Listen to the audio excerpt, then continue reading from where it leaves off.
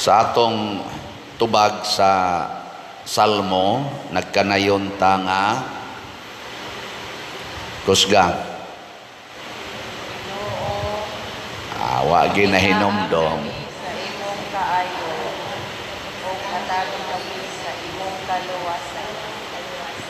Duha raman kabo kamo diha, wa day mo kahinomdom sa tubag na to Salmo. Kamo diha wa sa mo kibaw, ang likto raman gyapon. Ginoo, pakitaa kami sa imong kaayo ug hatagi kami sa imong kaluwasan. Sa inyong paminaw ang kalibutan karon nangandoy ba sa kaluwasan gikan sa Ginoo? Nangandoy wa? Ang atong nasod nangandoy? Ang inyong lugar, inyong barangay nangandoy? Dinis ato nangandoy kita kay way klarong drainage, mubaha dayon, anhira ba yun magtipon ang tubig dapita gid ni sa atong dapita di askurbang ato padong siyati puwerte yung baha basta kusog na kayo wa nay klarong drainage, maluwas unta taani og di lang dinis ato puwerteng daghanang lugar. Muna nangandoy tas kaayo, nangayo ta og mga tao nga maayo aron mo'y maghatag og kaluwasan. Kay pinaagi niining maong statement, dili makaluwas ang daotang mga tao, ang maayo rag yung tao mo'y makaluwas. Lingi ay mong tupad ing na maayo ka, o daotan. Di gani ka maayo, di gyud ka kaluwas, makadugang kas kadautan. Kay dautan man, mao na kamong mga ginikanan o gusto gani mong maluwas ng inyong mga anak, maayo ilang kaugmaon, paningkamot mo pagpuyo og maayong kinabuhi, dili daotang kinabuhi, og magpunay mog away, purting dautan na gid ninyo. Nya unsa may kaluwasan sa inyong mga anak, sa inyong pamilya? Mao na kaning divorce, absolute divorce, wa kita muuyon kay wa man sulbara diha ang kadautan. Mura manug atong gipaundayunan ang kadautan. Gubo naman hinuong pamilya, imbis luwason ang pamilya, gubo na hinuon nya paundayunan ang kadautan. Sige, kinsa maning maayong tao. Sa unang pagbasa, si Propeta Amos ningon, magbalantay rakos mga karnero apan gikuha kos Ginoo aron mosangyaw sa iyang mga pulong. Dili ko propeta gyud, nagbantay rakos mga hayop, nagatiman rakos uma, gikuha kos Ginoo aron magsangyaw sa iyang pulong. Ang una dieng requirement sa maayong tao, magsangyaw sa pulong sa Ginoo. Sige, lingay mong tupad, inadili ka maritis. Di ka maritis. Kay kanang mga maritis, ang gitsabwag ana, pulong sa tao, dili pulong sa Ginoo. Dirisad sa atong ikaduhang pagbasa, may kayong pagkadiscuss ni San Pablo. Kinsa man ang pulong sa Ginoo, nga maoy kaluwasan sa tanan o maoy sinugdanan sa tanan, mao si Kristo. Si Kristo ra gyud maoy sentro sa atong mensahe. Matud pa niya diri, giplano na nas Ginoo nga kitang tanan mahimong balaan og way sala pinaagi ni Kristo. Mahiusa ta ni Kristo. Di ganita mahiusa ni Kristo, naa dayon ang sala, adili na ta maayo. Laktod pagkasulti, ang sala di ay maoy makapahimo natong dautan nga tao. Unya ang pagkabalaan pinaagi sa atong pagkahiusa ni Kristo, nya nahimo natang sinagop nga mga anak sa Ginoo, mao di ay ang makapahimo natong maayong tao. Lain na sang lingi sa imong tupad ing nahiusa mo ni Kristo, ing na united mo ni Jesus.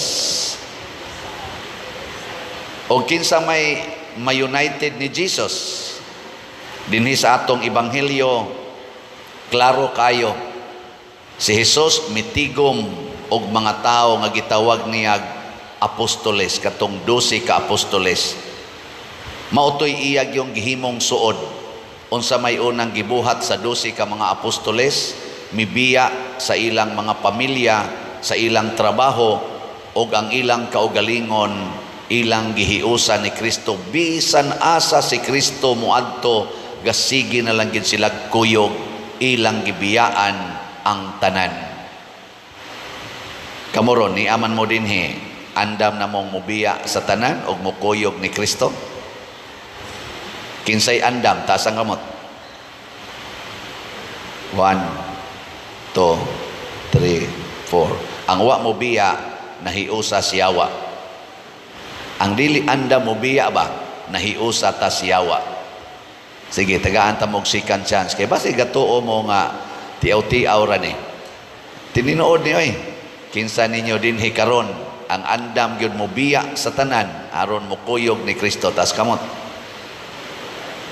Ani daghan-daghan na pero naa gyud po yung mga yawanon ana. Nganong di man mo muisas inyong kamot nga nanimba naman gyud mo dinhi.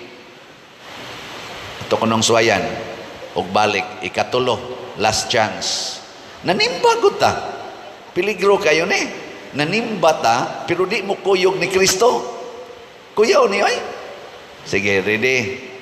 Last na lang ni ha. Wa na laing chance.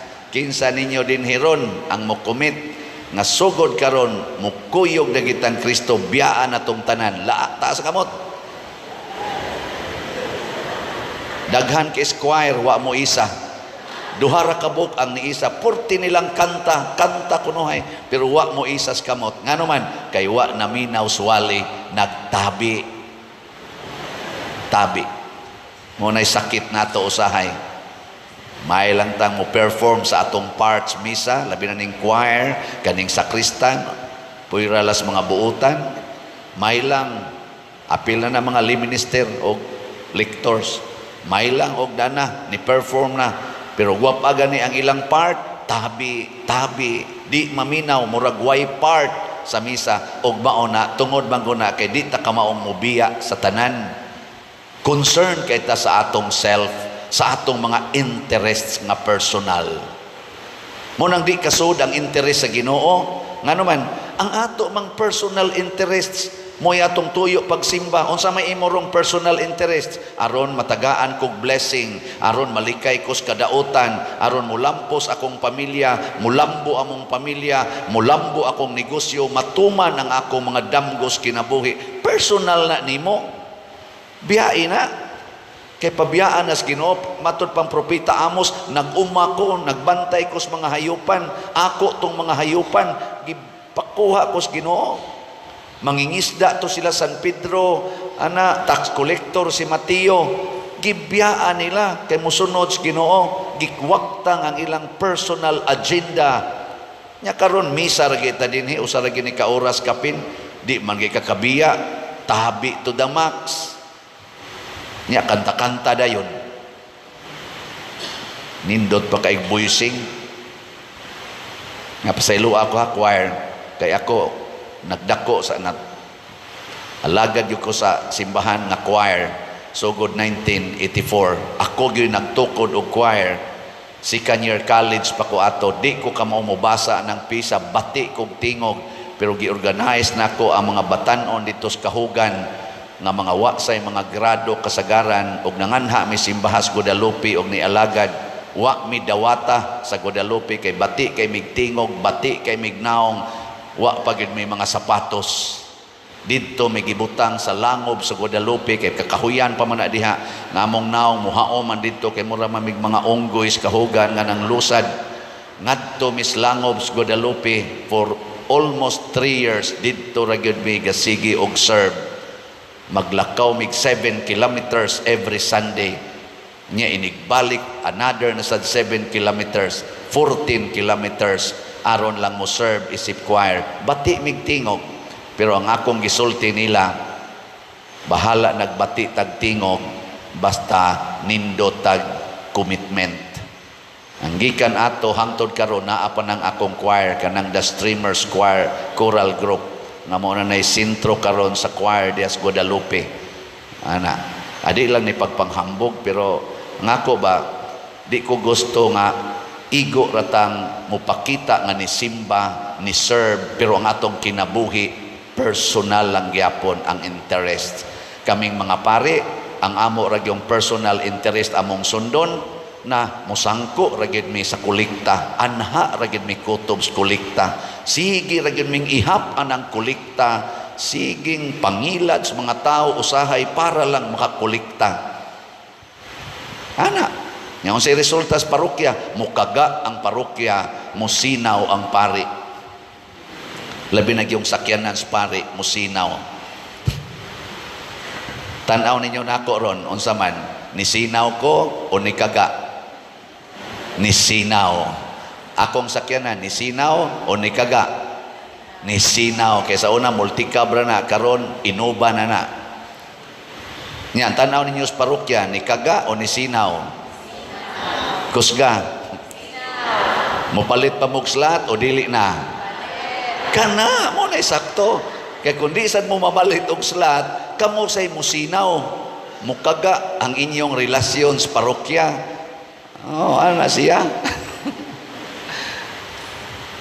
Ako bitaw, naghuna-huna gyud ko nganong ang gisugo ni Kristo ang una gid niyang gisulti siya mga apostoles ba. Tan-aw ha unsay unang gisulti? Og gitigom niya ang napulog duha ka tinun-an og gipadala sa tinagurha. Unya iyang gihatagan sila sa gahom sa paghingilin sa mga yawa. Ang unang misyon di ay nato mga igsoon ang paghingilin Diyos mga yawa. Ilingi ay mong tupad. Ing na pila kayawa ang imong gihinginlan gabi Ing na kono. Ing na gabi ba nakahingilin kag yawa? Nya kita hadlok kay tagyawa. Hadlok kayo. Sigig panguhaan ng mga tao nga specialized lang para sa exorcism. Hadlok kay ta, kurog-kurog pagyod og naa na yawa. Pero ang ato di ay misyon ug ang gahom nga gihatag sa Ginoo nato isip iyang mga sumusunod ang paghingilin og mga yawa. Makahingilin tag yawa kay gihatag na ng gahoma kanato, dili lang namong mga pari, natong tanan nga binunyagan kay mga anak tas Ginoo. Sige, lain na sang lingi si mong tubad ang di mo lingi giyawaan. Ing na manghingilin na kog yawa ron, sugot ka. Ing na manghingilin na kog yawa karon, sugot ka. Nya unsaon paghingilin ang yawa? Tinaw kayo. Gisunod dayon ni Kristo ang requirement aron makahingilin tag yawa. Nawa ha? Sa to, paghingilin sa mga yawa o giingnan sila.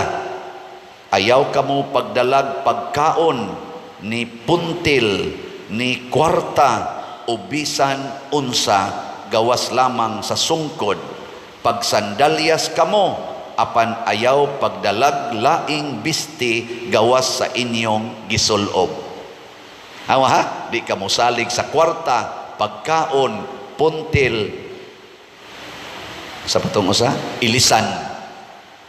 Sus, kung kita'y mo travel, di apay giguroy, di apay gisabong, kay purtig yung daghanang ilisan, di gyud ta kalakaw, di ta kahimog activity, basta di ta magsigig ka problema anang kwarta. Pagkaon gyud, kaon. Unsa may itong kanon? Mag-outing lang, mag-outreach, kaon gyud, kaon. Lamion yung pagkaon. Ana. Ako bitaw na lingaw sa kong tanaw ba mo social media, mo tanaw mo. Usas gipistahan karon ang budget sa pagkaon aning umaabot nga suna sa atong third suna sa atong presidente, si President sana Bongbong Marcos. Ibaw mo pilay budget sa pagkaon? Wa mo kibaw? Tanawa social media, lingaw gyud mo. Budget nila pagkaon ra na ha? 20 million. 20 million pesos. Pagkaon lang. Mura bag kana magong suna, State of the Nation Address, ang akong understanding ana, musangyaw ang atong presidente sa iyang plataporma gikan karon o giyas ang hisgutan ang niagi unsay past, unsay present plan o future plan. Sangyaw na, ibanghilyo na sa gobyerno, ibanghilyo para sa kaluwasan sa nasod. Wa mo igo sa kang Kristo, kay ang magsasangyaw ni Kristo kinahanglan dili kaayo particular about pagkaon o kwarta. Pero sila daghan man kay na silang mga kwarta ang motambong diha, mga congressmen, senador ug uban pa mga dignitaries. Purti man na nilang mga datua, sakto naman kay na sila sa kaon. Sobra na ganin ang ilang gikaon. Nganong mo budget pag yung dako kaayong budget sa pagkaon para lang musulti, para lang maminaw. Oy, pagdadala mo diag money, oy, unya tubig init. Total may mamugkaon dito sa inyo. Nya kanang budget nga 20 million, ipanghatag ka na dihas palibot nga naay squatter area nga way hapit gikaon. Panahon sa suna, panghatag ko mo dito mga pack meals, pila nay abuton ana, tag 200 ra man ang pack meals, kanang arang-arang og naong. Di ko no, 20 million divided by 200, ako ay lang nag mga 1 million tingali. 19 million divided by 200, pila? Pila ka buok ba? I-divide ko. Hindi mo kamao. 19 million divided by 200. Kisay makatubag, eh. Ako pa mo ko, bugo mo ko ng math. Mahimo ng 90 million o 90 cross out. 90,000 divided by 2. Pila man? 45,000 katao nga pobre katong wa gyud hapit gikaon kanang naas mga sidewalks. 45,000 throughout the Philippines maka-benefit. Kanindot na ana. I-divide na nimo to 17 regions. Ang DSWD makapakaon sila during sa suna. Pila kay mapakaon nila? 45,000 divided by 17. Okay ba? Kamo nila divide ana. Ingka jutay ra mo na pader. Jutay pero makahuluganon. Kaysa ila ra na ditong i-display. Di man sana sila mga og maayo nya ipangyabo dayon ang sobra. Unya ang mga panos dayon maoy kanon sa mga tao magkabkab, mahimong scavenger, magkabkab anang mga linabay nga mga basura aron lang sila makakaon.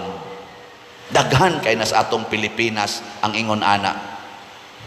Labaw na gyud og dili tag 200 ang pack meals, palit ka des Jollibee og kanang burger. Pila ra man ang burger? Ha? Pila? Wa na mo kong palit og Jollibee kay kana ganing uta naman lang ni ako gikaon. Unsa may kuan? Pila na? 100? 40? 50? Kanang burger lang yun ba?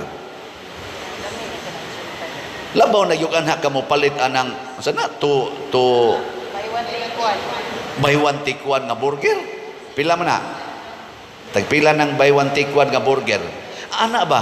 Nya, og imo nang ipanghatag sa mga tao, labi na gitong way gikaon og nagproblema, mangabkab lang anang basura, porting dakuan na siyag mahatag kaysa ila na ditong tambong-tambungan. Ako pasaylo ako ninyo mga kuan na to ha, mga leaders sa nasod na kuan lang ko ba naghunahuna lang ko kamo manggoy mangluluwas gud sa ato gong nasod unta. Ipahaom ka nas Ginoo nga dili bitaw kayo particular nga kita ra gyud magsigig kaon ba 20 million just to eat. Pila ka na sila kabuok diya manambong, ibutang talag 3,000 sila kabuok baka murag di man sana sila kaabot og 3,000 diyang magsuna. Kita naman tas mga suna di man kaabot 3,000. Ambot og tagpila kay budget ana nila. Lisod oy. Pasaylo lang ko ninyo kay mga suod man sana na kung pipila diha. Ang ako lang ang pamaagi ni Kristo aron mahimotang maayo, mahimotang manluluwas ug makabuntog og yawa, detachment from all things and persons Asa man ta mo focus diha ni Kristo. Unsay iyang kinabuhi, unsay iyang gisulti, kanay atong fokusan. Detach from all things and persons. Yuta, balay, kwarta, alahas, gadgets, detach from them. Detach. O gamito na nimo para gyud sa tanan, kaayuhan sa tanan. Nya all persons matud pang Kristo diri. Ug asa mo pasakon saka didto. Nya balhin sa laing balay. Ug di mo dawaton, itaktak lang sang abog sa inyong tiil. Ayaw pamugos. Pasabot, dili ta mulaom sa tao. Mulaom tas Ginoo. Kani manggong person, tulo man ni ka levels. Tulo ka levels. Ang akong nakatunan sa English, eskwela ko una, bisag bugo-bugo ko, kahinomdom ko nga naay gitawag og first person, second person, third person. Kahinomdom ba mo ana? Unsa may first person singular? I, ako, myself. Nya second person singular. He, she, siya. Third person. O di day, ang second person, you. Ang nawabugo lagi dyan ko. Third person, he, she. Nya, kung imo nang i-plural, we. Muna first person, plural. Second person, plural, us. Or we, mo gyapon. Nya, third person, plural, they. Unsa may gustos Ginoo? Kalimti ng first person. Deny yourself. Ang first person ba? Deny. Kinsa may itong siguroon? The others. The you and the they. Sigurua ang you ug ang they pag-alagad, ayaw ang I ug ang we. Muna kita dinhi, kaning pagpamaligya atong slots, ang atong gialagaran ang you o ang they. Sila, kamo, mo'y gialagaran nako isip inyong parish priest. Wa, dili akong kaugalingon. Muna nakatukod ta ni mga structures para ni ninyo o para ni satanan nga moanhi dinhi. Dili ni para nako. Ako pa jud ko muhigdaan ng kumbinto, wa gani ko'y plano. Nganuman para na ninyo o para nila nga moabot din hipohon. Gibutangan ta nag-elevator para na ninyo o para nila nga di nakatarong og sakaw padong sa taas. Pero ako, why problema? Di rasad ko interesadong mosakay anang elevator. Pero pasakyon, sakay sad, bahala naglungon usahay ang isakay diha nya gatungtong sa lungon si Padre Siano. Ay lisod man sad alsahon ug ato nako magpuyo sa third floor ato kumugahi dito.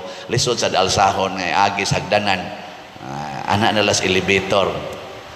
Di na mo'y particular nato ang self but the others. Love your neighbors as yourself. Mo na hinaot unta mahimutang manluluwas. Kung ato na ning sundon, if we can detach from all things and persons, we can cast out demons. Mahinginla nato ang tanang mga yawa, basta dili na ta magsigig higugma sa atong kaugalingon o sa mga butang sa kalibutan. Higugmao nato si Kristo, sundon o alagaran nato si Kristo o ang mga tao nga iyang gihigugma.